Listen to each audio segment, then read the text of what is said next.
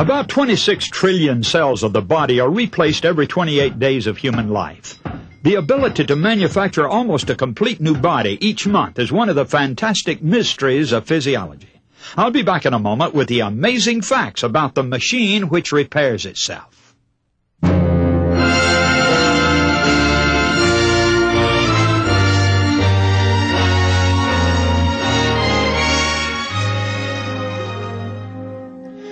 Hello, this is Joe Cruz and the Amazing Facts broadcast, facts which affect you. Now today we want to look at one of the most fascinating evidences of creationism as opposed to evolution. I suppose in no other area is so much heated conviction and dogmatism revealed. The reason for this is because we're dealing with a doctrine that can't really be proved scientifically or by any of the other commonly applied laboratory methods.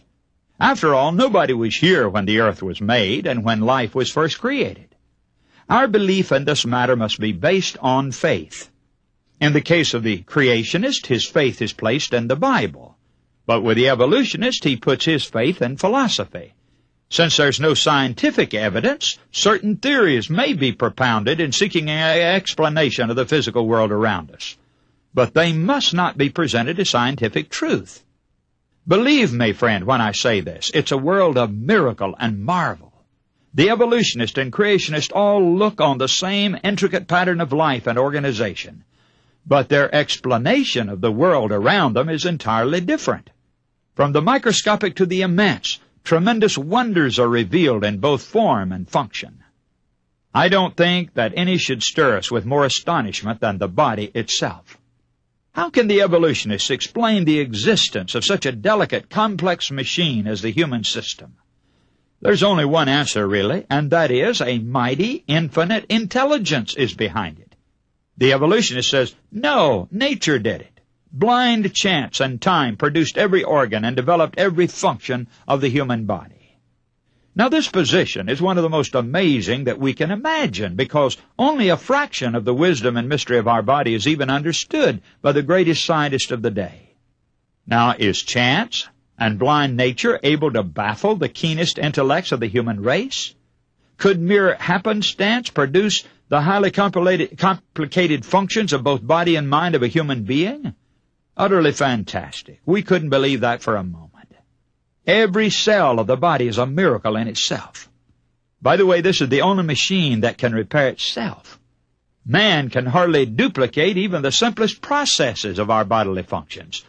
Of course, some of them could be duplicated, but what would it require, friends, for man to perform some of the simple functions of our body?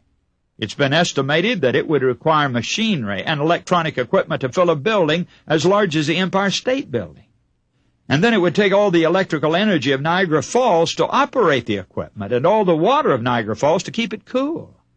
Yet substances are produced in the body by a few microscopic cells in just a fraction of a second that would require weeks to produce by giant machinery that would cover acres of floor space.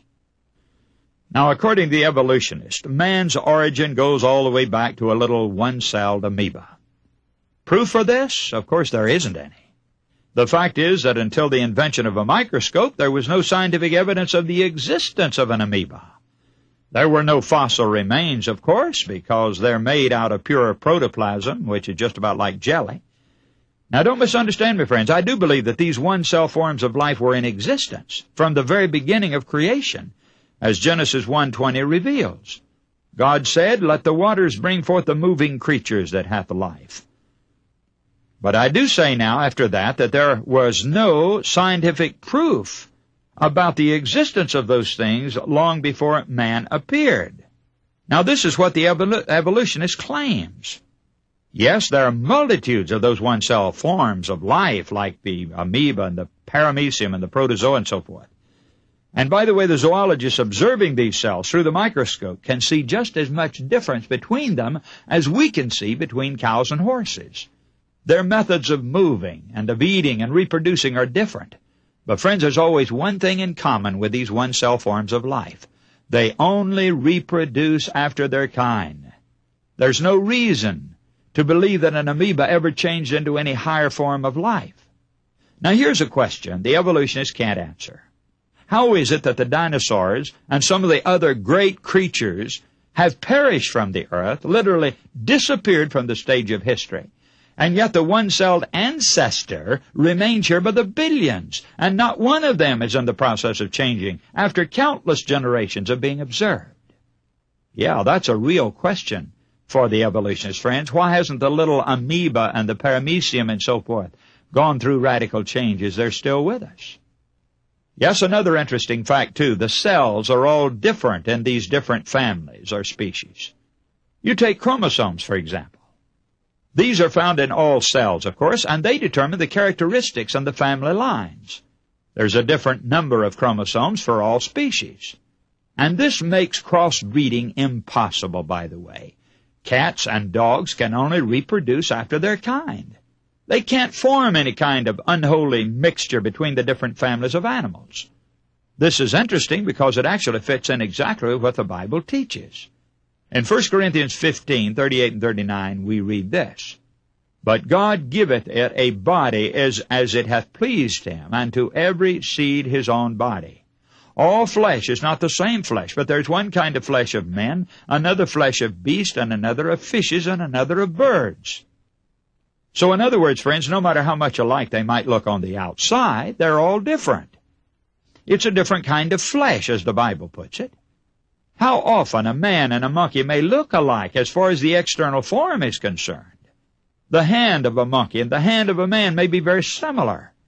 But does this prove that there's any kind of relationship between the two forms of life?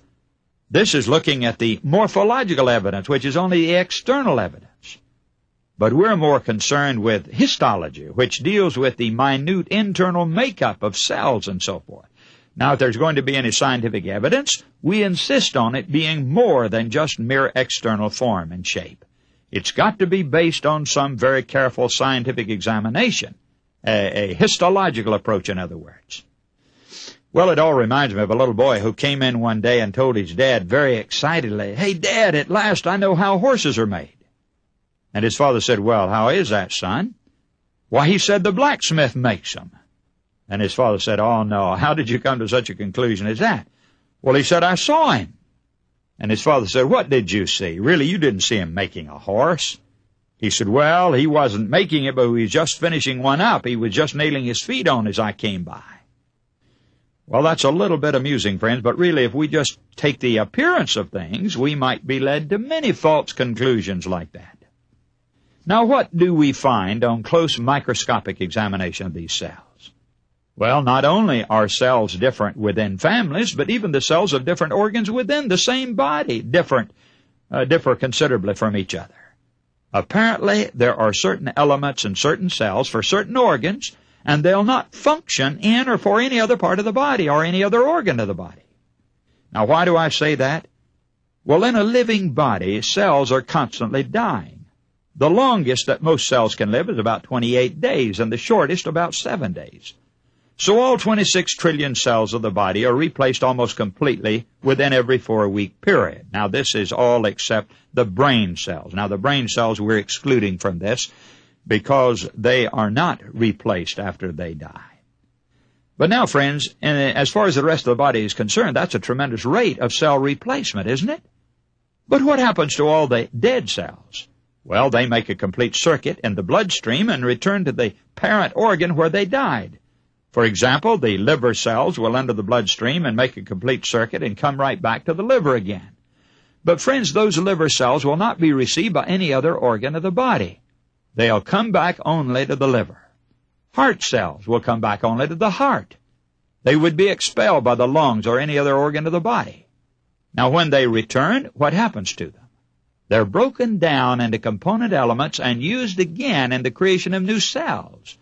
Now, that's very interesting, friends. They're almost like a fertilizer to produce other cells in the same organ of the body. Now, these facts about cells prove beyond any question that man has no relationship to other animals because the bodies are different.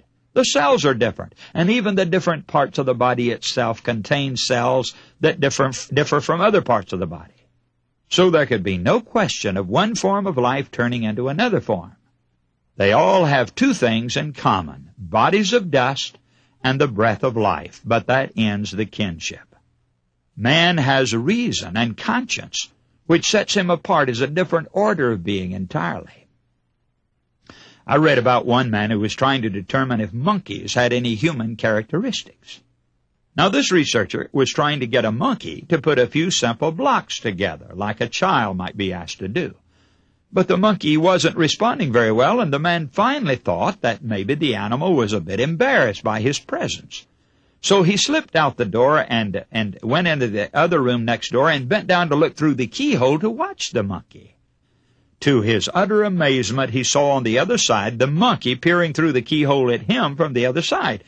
So he found at least one human characteristic to the monkey: curiosity.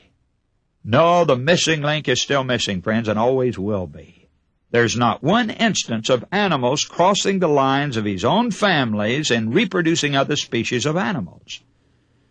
Now, one of the most unreasonable claims of evolution relates to the accidental development of the complicated human body. The marvel of this intricate machine furnishes the strongest proof against the claims of evolution. Only an intelligent designer and master engineer could have developed this miracle of form and function. Consider the heart, for example. It's an amazing pumping machine about the size of a human fist, but it pumps all 6 quarts of blood through the entire body every minute. In a lifetime, 41 million gallons of blood will be pumped from each ventricle of the heart. And that's 150,000 tons. And that little organ has no rest any longer than 3/4 of a second. Every 24 hours, that heart does an amount of work equal to what the leg muscles of a man would perform in climbing a mountain 13,000 feet high. Now just think of that, friends. The heart, in fact, is a powerful muscle which has a very powerful contraction. But what causes it to beat? Well, it has a kind of electrical timing apparatus called a pacemaker that generates a tiny electrical impulse 70 times a minute, which sweeps across the muscle fibers of the heart, causing it to contract. Now, friends, they can call this a pacemaker if they like, but I prefer to call it the power of God. To consider this mysterious generator as a product of chance is just too incredible. We can't believe that, not for a moment. In fact, you know something, it would take a lot of faith, in fact, a faith only that an evolutionist could muster up, to really believe that this timing of that little impulse of the heart that keeps it beating exactly the right pace in order to provide blood for all the different portions of the body and organs of the body. Oh, I tell you, it would take a lot of faith to believe that that had to happen by chance or by some very fortunate accident. No, it's not an accident at all, friends. And now, this is Joe Cruz saying goodbye for today.